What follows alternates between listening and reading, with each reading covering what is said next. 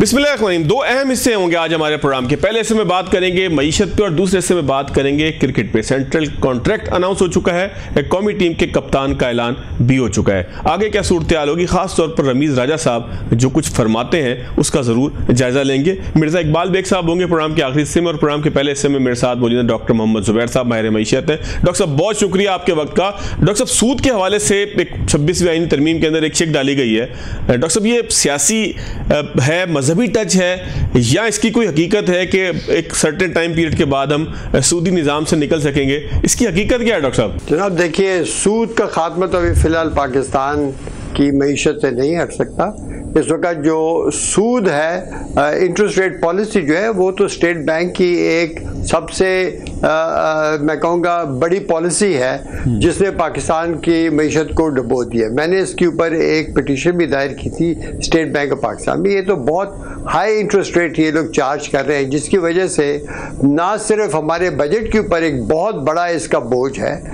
पिछले साल 7 खरब रुपए की सिर्फ सूद की मद में पेमेंट्स हुई थी बैंकों को, कमर्शियल बैंकों को, फ्रॉम दी गवर्नमेंट बजट। और बजट में जो पैसा आता है वो तो तमाम लोगों की जो टैक्सेस लोगों से ली जाती है, उससे ज्यादा सूद पेमेंट हुई है कमर्शियल बैंक्स को। अभी आपके ख्याल में अगर इसको सारे को उड़ा दिया जाए तो ये किस किस्म की ये इनकी वो है, एक रेजोल्यूशन कहिए, ये तो एक रेजोल्यूशन भी कमजोर है। इनकी तमाम पॉलिसीज इसके बरअक्स हैं। ये तो कॉन्स्टिट्यूशनल अमेंडमेंट में इसको लाना जो है, ये तो एक सियासत के जरिए है, वरना और कोई इसका कोई मकसद नहीं है।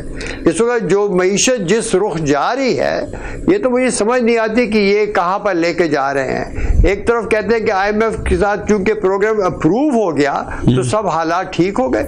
नहीं, IMF की जो रिपोर्ट इस प्रोग्राम के अप्रूवल के साथ शाये हुई है, स्टेट वो उसे कहते हैं स्टाफ रिपोर्ट, वो आप जरा तफसील से पढ़े। उसमें जो रिस्क्स, जो खतरात की तरफ निशानदेही की है, और जो यहाँ पर जो एक गंभीर किस्म के जो मुख्तलिफ डेफिसिट्स और वो बने हुए हैं, इससे निकलने के लिए तो इन्होंने एक कदम भी सही नहीं किया। अगर इसकी मैं जरा तफसील में जाऊँ, शुरू होती है यहाँ से कि बजट में इस वक्त पाकिस्तान के लिए सबसे ज़रूरी चीज़ ये थी कि बजट में अपने अखराजात को कम करते। इस नए बजट में इन्होंने अपने अखराजात को 30% बढ़ाया है।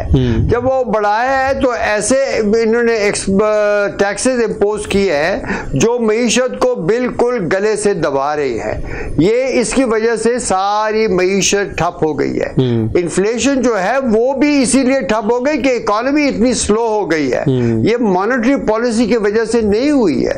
अगर आप CPI के जो तफसीलात होती हैं वो आप पाकिस्तान ब्यूरो स्टैटिस्टिक्स की उस पर देखें आप, तो आप देखेंगे कि ये तो पेरिशेबल फूड और उन चीज़ों की कीमतों में कमी हुई है, इसलिए कि लोगों के पास उनको खरीदने का कुव्वत खरीद ही नहीं है, तो ये वहाँ से ख़त्म हुई है। और इसकी जो जिसे कहते हैं ना कैटलिस्ट, इसको शुरू करना जो था वो अप्रैल से कीमतें कम हुई है। वो क्या हुआ उस वक़्त, इन्होंने बाहर से 2 नंबर क्या 3 नंबर वीट इम्पोर्ट की, जिसकी वजह से वीट की प्राइसेस जो फार्मर्स को बताई गई थी, जिसके बेसिस पर फार्मर्स ने अपनी गंदम उगाई थी, 4000 रुपए मन के बजाय वो 3000 से भी कम में वो किसानों को बेचनी पड़ी। किसानों के तो गले कट गए, उनकी तो आमदनी मुकम्मल तौर पर खत्म हो गई। हाँ, उसका असर ये हुआ कि कंज्यूमर प्राइस इंडेक्स में वो दिखाएगा कि प्राइसेस कम हो गई। सर सवाल भी मेरा आपसे यही है सर। उधर पाकिस्तान के करोड़ों जो फार्मर्स हैं उनकी तबाही उन्होंने कर दी। और वही सवाल भी यही पैदा होता है, चल पड़ा है। और अभी सर सवाल भी यही पैदा होता है कि अभी हमारे जो स्टेट के बड़े हैं खजाने के, स्टेट बैंक के गवर्नर और वजीर खजाना, वो वहां बैठ के भी अमेरिका में भी यही बात कर रहे हैं और यहाँ पर भी यही बात कर रहे हैं। पूरी हुकूमत ये कह रही है, कल पॉलिटिशियंस जो थे हुकूमत से मुंसलिक, राना सनाउल्लाह वगैरह, वो भी यही कहते हैं, हुकूमत तसलसल के साथ ये कह रही है कि मईशत बेहतरी की तरफ जा रही है, हमारी रेटिंग्स बेहतर हो रही हैं, गैर मुल्की जो एजेंसियां हैं वो हमें बेहतर करार दे रही हैं, बहुत अच्छा आउटलुक आ रहा है मईशत का। तो सर आप जो बात बता रहे हैं ये तो उससे बिल्कुल मुख्तलिफ है। बिल्कुल मुख्तलिफ है। देखिए मेरी ये अपनी कोई कैलकुलेशन नहीं होती, मैं तो हुकूमत के शाये करदा जो स्टेटिस्टिक्स हैं मैं उनको देखता हूँ, जो IMF के साथ एग्रीड स्टेटिस्टिक्स हैं मैं उनको देख रहा हूँ। मैं IMF की रिपोर्ट पढ़ रहा हूँ जिसकी बुनियाद पर इनको $7 अरब मिले हैं। अगर ये मईशत सही हो रही है तो आज ये क्यों अखबार में आया है कि हमारा जनाब मिनिस्टर ऑफ फाइनेंस ने फिर चीन से एक बार फिर एक नए कर्जे की दरखास्त की है। अभी चीन ने इनको कुछ $4 अरब की जो पुराने कर्जाजात थे उनको रोल ओवर किया है। उनको कहा कि चलो आप ये समझिए कि आपने अदा किया, हम दोबारा आपको दे रहे हैं, और उसके 1 महीने के अंदर अंदर ये लोग फिर से चीन के पास जा रहे हैं। चीन उनको देता है या नहीं देता, लेकिन ये आप देखिए ना IMF के पैसे भी आ रहे हैं और ये फिर दोबारा वहां गए। और इससे पहले ये लोग एक कमर्शियल लोन भी उन्होंने लिया $600-700 मिलियन का, और एक इंतहाई ऊंचे इंटरेस्ट रेट पे 11%, 6% अबव दी जो आजकल का जो बेंचमार्क इंटरेस्ट रेट है उससे 6% अबव, इससे महंगा हो नहीं सकता और उसकी जरूरत ही नहीं थी। IMF ने कहा हमने ये जो कमर्शियल लोन है इसको लेने की कोई हमने शर्त ना रखी थी और ना ही हमारे ख्याल में उसकी जरूरत थी। अब ये जो वहां पर गए हैं उसमें तो बहुत बड़े कमीशन मिलते हैं, इसलिए ये लोग शायद वहां पर गए। देखिए ना इसमें जो कमर्शियल बैंक इनको ये लोन देता है तो जो इनके साथ नेगोशिएट करता है उसमें से, और इतनी हाई इंटरेस्ट रेट पर उनको उसमें से कमीशन मिलती हैं। ये देखिए ये एक तरफ तो ये इनकी जो सारी फाइनेंसिंग की रिक्वायरमेंट है वो लगता है अभी तक पूरी नहीं हुई। इतने महंगा कर्जा भी लिया, अब चीन से दोबारा कर्जा मांग रहे हैं, और मईशत की जो असलियत है उसके ऊपर जरा बात करें। कहते हैं ग्रोथ रेट 2.2% हो गया। जनाब 2.2%, अभी देखे ना आवाम को तो नहीं पता ना कि क्या कह रहे हैं। बिल्कुल सर, उसकी आप तफसील भी चाहिए ना, मेरा तो काम ये है। वो उसकी वजह ये है कि पिछले साल एग्रीकल्चर में बहुत बड़ा एक डिक्लाइन आया था, और अब इस साल चूंकि एग्रीकल्चर उससे जरा ऊपर आ गया है वो खुद ब खुद, तो वो वहां से इनको जरा ग्रोथ फैक्टर आया। और दूसरा, इन्होंने जो बजट में जब ये लोग खसारा करते हैं तकरीबन 7% ऑफ GDP का खसारा किया, तो वो भी सर्विसेज में गिनकर उसके साथ इनकी ग्रोथ रेट इतनी आए। वरना अगर आप मैन्युफैक्चरिंग और जो वो है कंस्ट्रक्शन वगैरह में देखें तो ग्रोथ रेट तो 1% भी नहीं है, और वो तो गिरेगी। दूसरी तरफ आप इन्फ्लेशन का मैंने आपको एक्सप्लेन कर भी दिया है कि ये जो इन्फ्लेशन की बात कर रहे हैं ये तो सरासर वीट की वजह से इन्होंने किया। और अभी आप देखें इन्फ्लेशन के रेट्स बढ़ते जा रहे हैं। जहां तक उसकी जो बुनियादी चीज है मॉनेटरी पॉलिसी, उसकी जो M2 जो लिक्विडिटी ग्रोथ है वो बरकरार है 14-15% पर, और इन्होंने अभी तक इंटरेस्ट रेट्स को इतना हाई रखा हुआ है कि इन जिसे कहते हैं ना वो इकोनॉमिक कहते हैं रियल टर्म्स, कि वो शरह इन्फ्लेशन से वो 6-7% ऊंचा है। ये इतनी बड़ा बोझ अवाम पर डाल रहे हैं। बिल्कुल सर, मैं कहता हूँ ये सर इसका मतलब ये है कि कूड़ा करकट को हम कारपेट के नीचे डाल रहे हैं, लेकिन हकीकी मसाइल जो है उसके हवाले से कुछ नहीं। सर मैं एक ब्रेक लेता हूँ, बस आके आपके पास 2-3 सवाल आपके लिए छोड़ के जा रहा हूँ। स्टॉक मार्केट की तेजी की क्या वजह है सर, अगर माशी इंडिकेटर जो है वो कोई इतनी अच्छी सूरत हाल के अंदर नहीं है? और फिर FBR के हवाले से जो बार बार कहा जा रहा है कि नॉन फाइलर की इस्तिलाह खत्म कर देंगे, तो ये कितना बड़ा इनकलाबी कदम होगा? ब्रेक के बाद खुशामदीद। डॉक्टर मोहम्मद जुबैर मेरे साथ मौजूद है। डॉक्टर साहब, जिस तरीके से आप बता रहे हैं माशी इंडिकेटर्स का कि कोई बहुत अच्छी सूरत हाल नहीं है, अपने ही बनाए हुए इंडिकेटर्स हैं कि जिसको जो है वो कभी अच्छा साबित कर दिया जाता है, कभी बहुत अच्छा।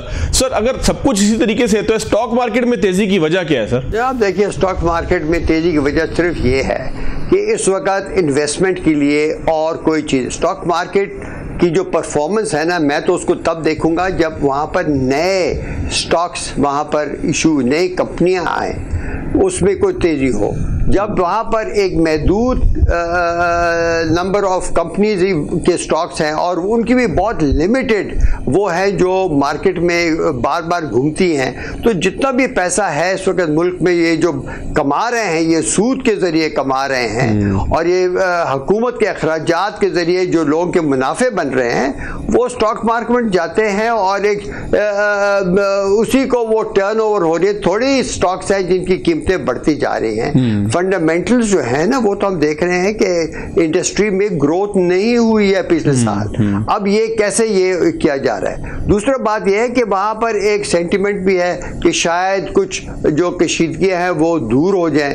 अब देखते हैं कैसे दूर होंगे। भी तो देखें हमारा एक जुडिशल और जो पार्लियामेंट के दरमियान एक कॉन्स्टिट्यूशनल क्राइसिस पैदा हुआ है, उस वो भी आहिस्ता आहिस्ता अनफोल्ड हो रहा है। इस वक्त तो पार्लियामेंट ने जबरदस्ती जुडिशरी में इंटरफियरेंस कर ली है, लेकिन अब आहिस्ता आहिस्ता जुडिशरी अपनी जो कॉन्स्टिट्यूशनली मैंडेटेड उनकी इंडिपेंडेंस है उसको वो उसको दोबारा एस्टैब्लिश करेंगे और मुल्क उसके उनके साथ है। जब तक आपकी लॉ कॉन्स्टिट्यूशनल लॉ जो है वो इंडिपेंडेंट ना हो जाए एक पॉलिटिकल इंटरफियरेंस से, तो उस मुल्क में इन्वेस्टमेंट क्या होगी। आप बात करें इन्वेस्टमेंट की, इन्वेस्टमेंट पाकिस्तान में कहां हो रही है। कोई बाहर से कोई इन्वेस्टर आया है, बार बार ये लोग बुलाते हैं हाईएस्ट लेवल पर, किसी ने MOU से आगे कुछ नहीं कहा। MOU एक बस ऐसी बात है कि हाँ जी हम भी इन चीजों को देखेंगे। अभी तक कोई इन्वेस्टमेंट न उन्होंने किए न पाकिस्तानी कर रहे हैं। पाकिस्तानी जो मुल्क को छोड़ के जा रहे हैं, ये स्टॉक मार्केट में जो है ये नई इन्वेस्टमेंट नहीं है। एक बंदा अपना शेयर बेच रहा है, दूसरा उसको खरीद रहा है। ये कोई नई इन्वेस्टमेंट तो नहीं है। आप मुझे इन्वेस्टमेंट बताएं। जब तक इन्वेस्टमेंट नहीं होगी तो ग्रोथ कैसे होगी। ये जो जिसे आप कहते हैं ना GDP की ग्रोथ, वो कैसे होगी। इस वक्त तो सिर्फ हुकूमत पैसे लगाई जा रही है, अपने डेट को बढ़ा रही है। और आपको बताऊं डेट का जो मसला है वो सिर्फ एक्सटर्नल नहीं है कि हमें फॉरेन एक्सचेंज की कमी है और इसलिए हमारे फाइनेंस मिनिस्टर साहब अभी चाइना से एक दोबारा फिर गए हैं उनके पास कि हमें इस सब कुछ के अलावा हमें और पैसे चाहिए।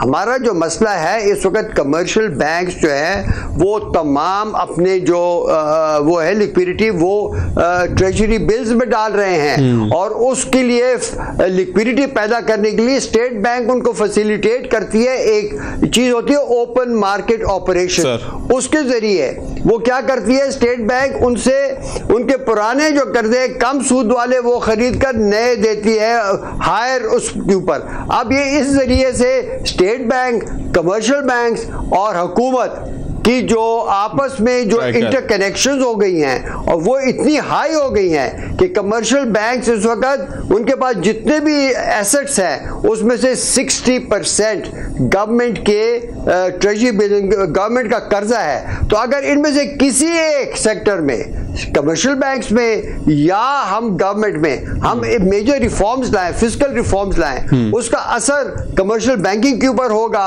और स्टेट बैंक की बैलेंस शीट के ऊपर होगा। ये एक बहुत ही खतरनाक हालात पैदा हुए हैं। अच्छा सर, FBR के हवाले से सर की है स्टेट IMF ने इसके ऊपर निशानदेही की है इसकी। सर FBR के हवाले से क्या कहेंगे। नॉन फाइलर की इस्तिलाह खत्म कर देंगे, वो ट्रेवल नहीं कर सकेंगे। देखें ना FBR नहीं यार देख वो सही है कि हर एक को फाइलर होने, लेकिन बात सुनिए पाकिस्तान में जितनी गुर्बत है इतने लोग हैं वो क्या फाइलर बनेंगे। अब वो अनपढ़ लोग हैं उन सब ने फाइलर बनना है। अब मुझे समझाइए कि ये किसकी बात कर रहे हैं। जिनके पास पैसा है वो तो सब असासे लेकर बाहर बैठे हुए हैं, इन्हीं की हुकूमत के लोग, उनके एसेट्स हैं वहां पर बाहर लंदन में है, दुबई में है, उसके बारे में आप उनकी बात करें। जो यहाँ पर देखे आम गरीब आदमी जो मोटरसाइकिल पे फिर रहा है उसमें भी टैक्स फाइलर बनना है। मुझे समझाइए इसका। और कौन होता है नॉन फाइलर बेचारा, और कैसे हो सकता है कोई नॉन फाइलर। सर घर में काम करने वाले मजदूर हो गए, ये छोटे छोटे से ड्राइवर वगैरह हो गए, ये बेचारे क्या करेंगे सर। अब ये फाइलिंग करेंगे। मुझे समझाइए कि नॉन फाइलर किसकी बात कर रहे हैं। मुझे कहिए कि उसकी तरह तफसील बताइए कि ये जो पाकिस्तान के 22-23 करोड़ 24 करोड़ अवाम है उनमें से आप कहते हैं कि सिर्फ 2 मिलियन या 3 मिलियन इस वक्त फाइलर है।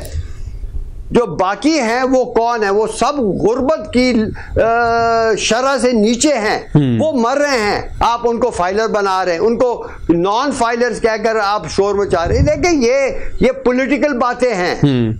ये अब हमें उन लोगों को पकड़ के दिखाएं जिनके सामने जिनके वाज़ेह और जाने हुए असासे दुबई भरा हुआ है। कहते हैं दुबई में Pakistani are the biggest investors. London में देखें, स्पेन में देखें, यूएस में देखें, उनकी बात करें, आप उनका बताइए। आप ये बातें छोड़ें कि नॉन फाइलर मैं कहता हूं उसकी जब तक तशरीह नहीं की कि उसमें गरीब कितने हैं और वो भागे हुए कितने हैं, भागे हुए कोई नहीं होंगे। हमें यहाँ पर जो फोकस करना है कि गरीबों का क्या होगा। गरीब जो भी अपनी आमदन है वो मुकम्मल खर्चता है, इसलिए बचत तो है नहीं। वो जिस चीज़ पर खर्चता है, हर चीज़ पर 18% का GST टैक्स है। बिल्कुल सर। तो उस बेचारे का जो टैक्स का पैसा है वो हुकूमत लेती है और फिर सूदखोरों को देती है। यहाँ पर एक इनकम डिस्ट्रीब्यूशन गलत डायरेक्शन में जा रही है। गरीबों से टैक्स लेकर हम देखें ना, सूद तो वो कमाता है जिनके पास सरमाया होता है सर। वो बैंकों में रखते हैं, 18% कमाते हैं या उससे भी ज्यादा कमाते हैं। आप उनकी बात करें। बिल्कुल ठीक है सर। पाकिस्तान का सबसे बड़ा मसला है जो देखिए, एक बात सबसे बड़ा मसला वो नॉन फाइनेंस का नहीं है, वो IPPs का है सर। जो जिनको आपने रेट ऑफ रिटर्न गारंटी, देखिए ये बिजनेस में रेट ऑफ रिटर्न गारंटी नहीं होता, ये सिर्फ सूद में होता है। बिल्कुल ठीक है। IPPs के एग्रीमेंट जो है ये भी सूद है, मुकम्मल एक सूद है और उसने मुल्क को डबो दिया है। IMF कहता है कि पाकिस्तान की जो कंपेटिटिवनेस, उनकी जो कुव्वत, जो मुकाबला है बैरूनी मुल्क से, वो उसको बेहतर कर रहा है। वो कैसे होगा? Sir thank you very much sir. Time हमारे पास महदूद था सर, आपका बहुत शुक्रिया। नाज़रीन यहाँ पे ब्रेक लेते हैं, ब्रेक के बाद ब्रेक के बाद खुशामदीद बात करते हैं क्रिकेट पे। सेंट्रल कॉन्ट्रैक्ट का ऐलान भी हुआ है और वनडे के कप्तान और T20 के कप्तान के हवाले से भी मामला आगे की तरफ गए हैं। मिर्ज़ा इकबाल बेग साहब हमारे साथ मौजूद हैं, सीनियर स्पोर्ट्स जर्नलिस्ट हैं। बेग साहब बहुत शुक्रिया आपके वक्त का। बेग साहब, सेंट्रल कॉन्ट्रैक्ट 30 की बजाय 25 लोगों को मिला है, मुनसिफाना है, गैर मुनसिफाना है, मेरिट की धज्जियाँ उड़ गई हैं, बिल्कुल मेरिट पर अमल हुआ है। हुआ क्या है, क्योंकि इफ्तिखार अहमद बाहर हैं, फ़खर जमान और जो इमामुल हक है उनके लिए कहा जा रहा है कि फिटनेस से मशरूत है, चलें अच्छी बात है।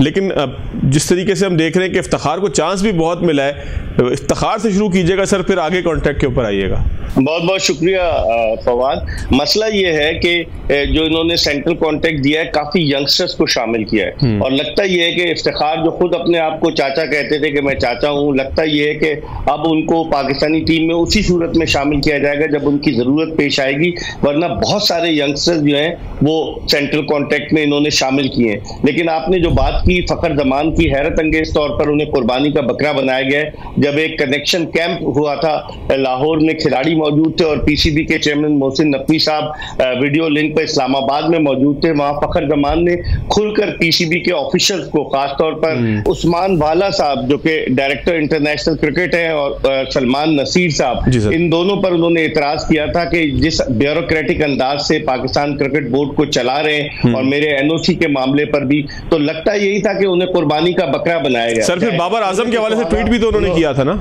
हाँ, वही सोने पे सुहागा उन्होंने बाबर आजम के हवाले से जो ट्वीट कर दिया वो उनके लिए मुश्किल सूरत हाल का सबब बना। और अगरचे उन्होंने पाकिस्तान क्रिकेट बोर्ड के शो कॉज नोटिस की भी का जवाब दे दिया है, लेकिन फ़खर जमान ने नविश्ते दीवार पढ़ लिया था फवाद, और यही वजह है कि उन्होंने PCB से रिक्वेस्ट की थी कि मैं 2 महीने का ब्रेक लेना चाहता हूँ और उनका नाम सेंट्रल कॉन्ट्रैक्ट में भी नहीं रखा गया। अगर ब्रेक लेना चाहते हैं तो वो सीनियर प्लेयर थे, आप उनका नाम तो सेंट्रल कॉन्ट्रैक्ट में रखते। अच्छा, मुझे सिर्फ ये फरमाइएगा कि आप अगर फ़खर जमान के कंडक्ट को देखें तो क्या बोर्ड के अंदर किसी खिलाड़ी का कोई बात कर देना, किसी ऑफिशियल के ऊपर तनकीद कर देना, ये जुर्म है?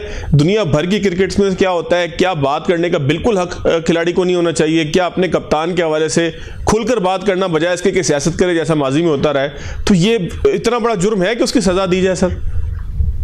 फवाद, ये सिर्फ पाकिस्तान क्रिकेट बोर्ड में ही होता है। यहाँ तो आवे का आवा ही बिगड़ा है। यहाँ ब्यूरोक्रेसी इतनी ताकतवर है कि जो भी चेयरमैन आता है उसको खुशामदीद कहने के लिए गुलदस्ता लेकर गद्दाफी स्टेडियम में खड़े हो जाते हैं, जो जाता है उसे बिल्कुल यकसर फरामोश कर देते हैं। तो यहाँ तो ब्यूरोक्रेसी का गलबा है। अब आप अंदाजा लगाएं ना कि पीसीबी के chief operating officer Salman Nasir sahab 2011 में एज अ लीगल कंसल्टेंट आए थे पाकिस्तान क्रिकेट बोर्ड में, और 13 साल बाद वो अब COO है। हालांकि उनका क्रिकेट से क्या ताल्लुक, वो लीगल है, उन्होंने बैरिस्टर है, बार एट लॉ पढ़कर आए, लेकिन वो इधर खप गए। बहुत सारे ऐसे लोग हैं। उस्मान वाला साहब, उनकी डिग्री पर क्वेश्चन मार्क था, वो डायरेक्टर इंटरनेशनल क्रिकेट है, कभी उन्होंने फर्स्ट क्लास क्रिकेट नहीं खेली। तो ये पाकिस्तान क्रिकेट बोर्ड में ब्यूरोक्रेसी जो है ये खिलाड़ियों को बनाती हदफ, और अब नया शिकार जो है उनका फखर जमान है। तो अब देखते हैं आगे और कौन कौन शिकार होता है। लेकिन आज जो सेंट्रल कॉन्ट्रैक्ट की लिस्ट जारी हुई उससे ये साबित हुआ कि अब सरफराज अहमद को पाकिस्तान क्रिकेट बोर्ड ने ये मैसेज दे दिया है कि अब वो रिटायरमेंट ले लें, क्योंकि इससे पहले सरफराज अहमद पाकिस्तान की टीम में भी शामिल थे, फिर उनको टीम से वापस रिलीज कर दिया गया, फिर उन्हें मेंटोर बना दिया गया, 50-50 लाख रुपए दिए जा रहे हैं मेंटोर को, और फिर उसके बाद उन्हें कहा वो खेलेंगे भी। तो मेरे ख्याल में अब सर, और जिस तरह से नए विकेट कीपर हसीबुल्लाह को रखा गया है हर फॉर्मेट में, जो बलूचिस्तान से जिसका ताल्लुक है, और मोहम्मद हारिस को नहीं रखा इन्होंने, तो उससे लगता ही है कि सरफराज अहमद को मैसेज दे दिया गया है। सर, मोहम्मद हारिस के लिए तो एक वक्त में कहने लगे थे कि इनको कैप्टन बनाया जाएगा, तो हम क्या बस ये हवाएं उड़ाते हैं इस तरह की कि ये कैप्टन हो जाएगा, वो हो जाएगा, और उसके बाद उसको सेंट्रल कॉन्ट्रैक्ट तक नहीं मिलता? सर, ये क्या वजह है? फवाद, पाकिस्तान क्रिकेट में कप्तानी का म्यूजिकल चेयर गेम शुरू हो चुका है। आप देखें 2019 के वर्ल्ड कप के बाद जब सरफराज को हटाया, बाबर आजम बने, बाबर आजम को हटाया तो शाहीन आफरीदी बन गए, फिर वापस बाबर आजम आ गए, फिर शान मसूद को उससे पहले टेस्ट का कप्तान बना दिया गया। अब जो है रिजवान हॉट कंटेंडर है ODI की कप्तानी के लिए, सलमान अली आगा को T20 का कप्तान बनाने जा रहे हैं। तो इसका मतलब ये हुआ कि म्यूजिकल चेयर गेम है, स्टेबिलिटी नहीं है, कि मुस्तकिल मिजाजी की कमी है पाकिस्तान क्रिकेट में, चेयरमैन से लेकर नीचे तक, जिसकी वजह से ये हालात है। और हारिस ने खुद भी अपने पैरों पे कुल्हाड़ी मारी, जिस तरह के उन्होंने बयानात दिए, और उनको एक लॉबी बड़ा प्रमोट कर रही थी कि he will be the next captain of Pakistan team. Captain तो दूर की बात, ना वो चारों टीमों में, ना वो सेंट्रल कॉन्ट्रैक्ट में। अच्छा बेग साहब, आपने भी देखा होगा, बाकी पूरा पाकिस्तान भी इस वक्त निस्बतन एहतजाज करता हुआ दिखाई दे रहा है। रमीज राजा साहब क्या चाहते हैं? जिस तरह से उन्होंने शान मसूद साहब से गुफ्तगू की, इससे पहले मोहम्मद यूसुफ के भी वो पीछे पड़े रहे थे। फिर मुझे तो ज़ाती तौर पे ये लगता है कि बाबर की ग्रूमिंग में उनका जो किरदार था उसने बाबर की शख्सियत को भी ख़राब किया है, कि जिस तरीके से उन्होंने सब कुछ बाबर के हवाले कर दिया बकौल उनके, और अब पिच के इल्ज़ाम भी बाबर पर लगा रहे हैं। यानी कि जहाँ आपको जिम्मेदारी लेनी है आप खिलाड़ी के ऊपर बार डाल रहे हैं, जहाँ आपको जिम्मेदारी नहीं लेनी वहाँ पर आप कहते हैं कि मैं जिम्मेदार हूँ। तो सर, ये रमीज राजा किस किस्म की शख्सियत है? देखिए, उन्होंने पंजाब यूनिवर्सिटी से MBA किया है, वो अपने आप को सबसे पढ़ा लिखा क्रिकेटर तस्वुर करते हैं। अच्छा। और वो कहा जाता है ना कि इस घर को आग लग गई घर के चिराग से। तो बाबर आजम की हिमायत में भी बाबर आजम को ले डूबे, और जहां उन पर कोई बात आई उन्होंने कहा कि पिच तो बाबर आजम के कहने पर मैंने बनवाई थी। वो तो ड्रॉप इन पिचेस भी ला रहे थे करोड़ों रुपए की, वो तो मट्टी भी ऑस्ट्रेलिया से ला रहे थे। कहाँ गए उनके मंसूबे?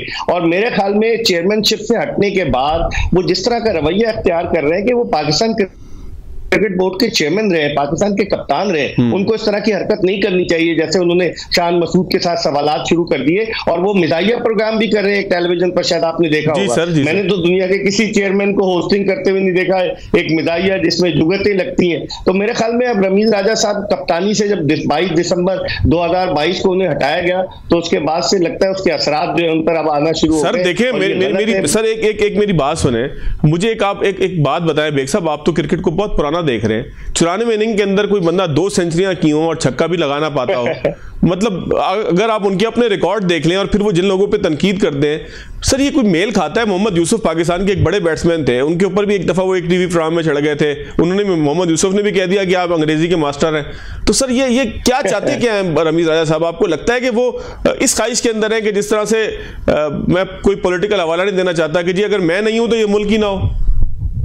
नहीं, गलत है। रमीज राजा साहब किसी से क्रिकेट से बालातर नहीं है, और आपने सही निशानदेही की कि जिस तरीके से वो उनके भाई जो थे वो बड़े जबरदस्त क्रिकेटर थे, वसीम राजा मरूम, लेकिन ये तो उसका अशीर भी नहीं। लेकिन की खुशकिस्मती है कि ये पाकिस्तान के कप्तान बन गए, इंग्लिश अच्छी थी, कमेंट्री में आ गए, बहुत सारी चीजें रमीज राजा साहब को खुद भी सोचना चाहिए। उनके साथी खिलाड़ी भी कहते हैं, आपको याद होगा 1992 का जब वर्ल्ड कप जीते तो इन्होंने सब खिलाड़ियों को कहा कि जनाब इसके सारे पैसे तो शौकत खानम में चले जाएंगे और इमरान खान सबको देखी भनक पड़ गई और उन्होंने उसके बाद जो 1992 का इंग्लैंड का दौरा था उन्होंने जाने से माजरत कर ली और वही उनका कैरियर खत्म हो गया। तो बाद लोग कहते हैं जब ये चेयरमैन बने, जब भी इन्होंने खिलाड़ियों के साथ कुछ के साथ नारवा सलूक किया, अपने आप को सबसे बालातर समझ रहे थे, ऐसा होना नहीं चाहिए। पढ़े लिखे आदमी है तो पढ़े लिखे ना हो। सर लेकिन इसमें बेग साहब मैं सिर्फ एक लुकमा आपको दूंगा। सर बाबर एक नया प्लेयर था, बाबर को ग्रूमिंग की जरूरत थी।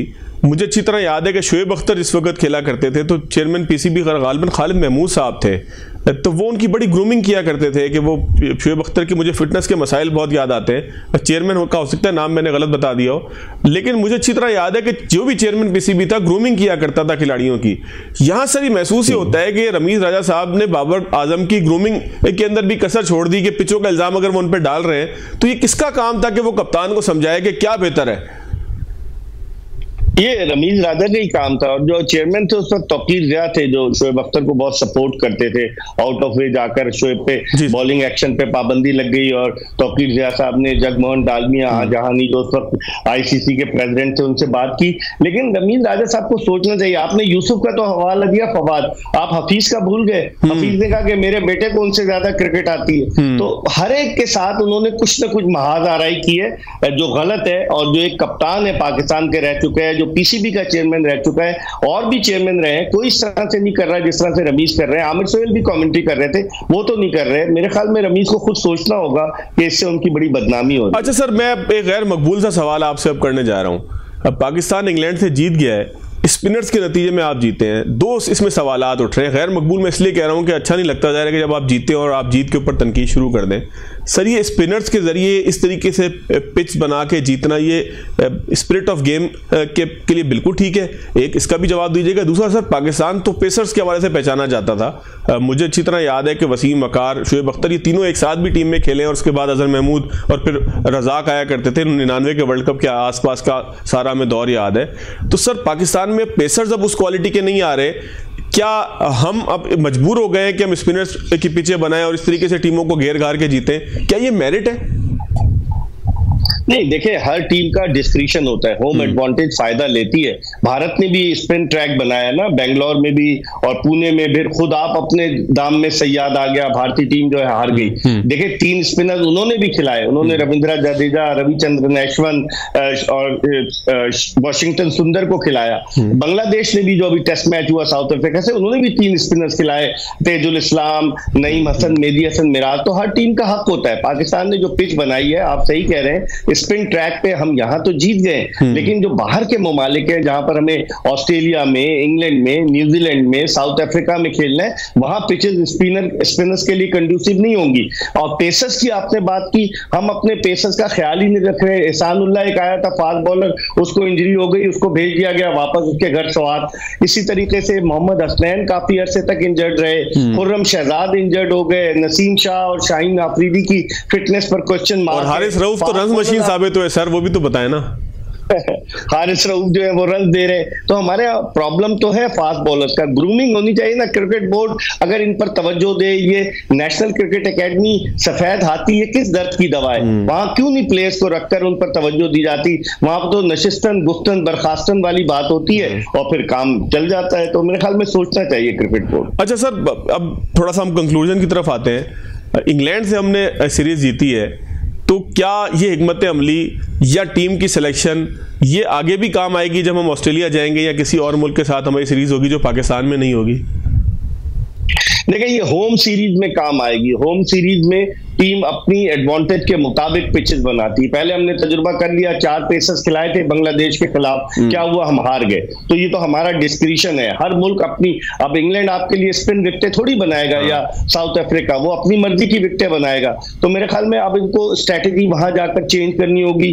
फास्ट बॉलर इनको अच्छे लेकर जाने होंगे, क्योंकि स्पिनर, और मुझे लगता है इस डीओ में से साजिद खान या नुमान अली में से कोई एक ही स्पिनर खेलेगा वहां साउथ अफ्रीका में। 2 टेस्ट मैचेस हैं, या इंग्लैंड अगर आप जाएं या आप ऑस्ट्रेलिया जाएं, न्यूजीलैंड जाएं, वेस्ट इंडीज जाएं, तो वहां पर आप स्पिनर एक आधी डालते हैं, 3 स्पिनर्स के साथ नहीं जाते। अपने मुल्क में आप ये तजुर्बात कर सकते हैं, लेकिन बाहर के मुल्क में बड़ा मुश्किल है। अच्छा सर, हमने जिस तरीके से बाबर आजम को बिठाया है, जिम्बाब्वे के लिए भी नहीं लेके जा रहे, अभी होम सीरीज के अंदर जो टेस्ट सीरीज थी उसमें बिठाया है, तो क्या इस लेवल के किसी खिलाड़ी के साथ ये रवैया दुरुस्त है? इससे बाबर सीखेंगे या इससे बाबर का और मोरल डाउन होगा, उनका जो है वो कॉन्फिडेंस शेक होगा? मेरे ख्याल में ये उनको मैसेज दिया जा रहा है बाबर आजम को कि वो अपने आप को क्रिकेट बोर्ड से ज्यादा ताकतवर समझने लग गए थे। वो खुद तो नहीं समझते थे, लेकिन वो कहते हैं ना, शाह से ज्यादा शाह के वफादार उनके इर्द गिर्द के जो लोग थे, उन्होंने उनको इतना पंप किया कि वो आसमान पर जा पहुंचे और फिर उन्होंने अपने दोस्तों यारों को भी नवाजना शुरू कर दिया। अब आप देखें सेंट्रल कॉन्ट्रैक्ट की लिस्ट में बाबर आजम के कई दोस्तों के नाम नहीं है, फहीम अशरफ का नाम नहीं है, हसन अली का नाम नहीं है, मोहम्मद नवाज का नाम नहीं है, शादाब खान का नाम सेंट्रल कॉन्ट्रैक्ट में, लेकिन वो पाकिस्तान की किसी टीम में शामिल नहीं है, इवन जिम्बाब्वे के लिए भी उनको शामिल नहीं किया गया। तो बहुत सारी चीजें बाबर आजम को अब परफॉर्म करना पड़ेगा। दुनिया में होता है प्लेयर जो है वो आउट ऑफ फॉर्म होते हैं, लेकिन क्रिकेट बोर्ड उन्हें जो है कॉन्फिडेंस देता है। यहाँ पर मामलात ही उल्टे थे। सर ये क्यों स्ट्रगल क्यों कर रहे हैं बाबर आजम बेग साहब? मेरे ख्याल में वो जो है ना ओवर कॉन्फिडेंट हो गए थे। खुद एतमादी इंसान को ले डूबती है, खुद एतमादी की वजह से वो ये सब कर रहे थे। फिर at the back of the mind उनके बैक स्टेज पर बहुत सारी चीजें चल रही थी, कप्तानी से हटा दिया गया, उनका फोकस नहीं रहा, बहुत सारी चीजें। तो मेरे ख्याल में अब उनको वापस आना चाहिए। बड़े खिलाड़ी हैं, 2015 से इंटरनेशनल क्रिकेट खेल रहे हैं, पाकिस्तान को उनकी जरूरत है। जिस तरह उन्होंने इंटरनेशनली पाकिस्तान के लिए कारनामे सर अंजाम दिए, उनको दूध में से मक्खी की तरह नहीं निकाल फेंकना चाहिए। बाद लोगों की राय है कि जनाब हमने बाबर को नहीं खिलाया, हम जीत गए, आइंदा भी ना खिलाया, ऐसा गलत है। बाबर हमारा एक सरमाया है, उन पर इन्वेस्ट किया है पाकिस्तान क्रिकेट बोर्ड ने 9 साल से। तो मेरे ख्याल में उनको रखना चाहिए और शाहीन आफरीदी और नसीम शाह को भी अपनी फिटनेस पर तवज्जो देनी चाहिए। वो भी पाकिस्तान का सरमाया है और अगर वो फिट होते हैं तो पाकिस्तान के लिए इससे अच्छी कोई बात नहीं। अच्छा सर, अब रेड बॉल में हो गए शान मसूद, व्हाइट बॉल में एक तरफ हो गए रिजवान और दूसरे हो गए सलमान अली आगा। अब ये जो बिग ट्राइका बनेगा, पहले सिर्फ बाबर आजम थे, हालांकि दुनिया में ऐसा होता है कि अलग अलग कैप्टन होते हैं, तो ये पाकिस्तान की क्रिकेट के लिए कैसा साबित होगा? आप क्या आप इसको फोरकास्ट कर रहे हैं जो ट्राइका बन जाएगा कैप्टनसी का? देखिए, रिजवान के लिए तो बाद लोगों की रिजर्वेशन थी। मुझे पीसीबी के जो सिलेक्शन कमेटी के जराये से पता चला है, उनके लिए तो रिजर्वेशन है कि वो एक लॉबी को फरोग देते हैं अपने दोस्तों को, जिस तरह बाबर कर रहे थे इस तरह रिजवान भी करते हैं। लेकिन अब इनके पास कोई ऑल्टरनेटिव चॉइस नहीं है वनडे के लिए कि वनडे का कौन कप्तान होगा। एक नजर इनकी थी कि शान मसूद भी कप्तान हो सकते हैं, लेकिन मेरे ख्याल में शान मसूद का चूंकि चारों टीमों में नाम ही नहीं है, तो इसलिए शान मसूद को टेस्ट तक महदूद करेंगे। तो बाबर आजम का जो आप मामला कह रहे हैं ना कि उनको अब सोचना चाहिए कि वो किस तरीके से, और ये कप्तानों की तब्दीलियां जो है ना, ये टीम की कारकर्दगी पर फवाद आप देखिएगा बहुत असरअंदाज होंगे। Sir thank you very much. Mirza Iqbal Baig sahab मेरे साथ मौजूद थे, क्रिकेट पे बात हो रही थी। नाज़रीन आज के लिए इतनी इजाज़त दीजिएगा, अल्लाह हाफ़िज़।